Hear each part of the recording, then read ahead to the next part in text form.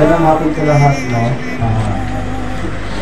Sa lahat ng mga nakikiramay sa amin na ngayon ay nandito sa huling hantungan ng aking mahal na asawa, Maria. Kami po nagpapasalamat buo ng aking pamilya kasama kanyang mga kapatid, no? Mga kamag-anakan na talagang tumulong at sumuporta sa kanyang pagpapagamot simula umpisa hanggang sa huli na kanyang hininga. Hindi ko naman kaisa-isa, pero alam niyo, bawat isa sa puso ninyo na sumuporta sa amin, ramdam niyo ang aming paghihilapis na yung araw na ito sa huli hantungan ng kanyang buhay. Muli, sa mga aking anak, halungkot man isipin na wala na akong katuwang sa buhay. Ramdam ko ang aking pagkapilay. Pero hindi ako nawala ng pag-asa na sana sa aking pag-iisa na itaguyod ko ang aking pamilya. Pinapangako ko sa aking asawa, hindi ko iwanan ang aking mga anak tulad ng iniisip nila. Wala na ang aking asawa, baka ako ay umuwi na rin sa amin. Hindi, nananatili ako kung saan ako.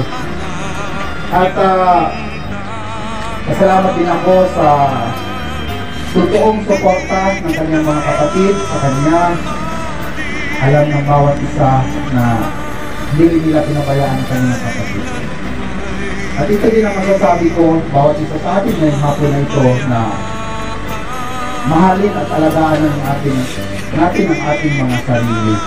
Dahil ang buhay ay isa lamang. Hindi na mauulit pa na tayo ay babalik pa.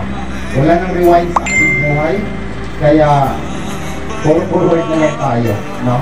At yan na nga, sabihin na lang natin na natapos naman ang lahat ng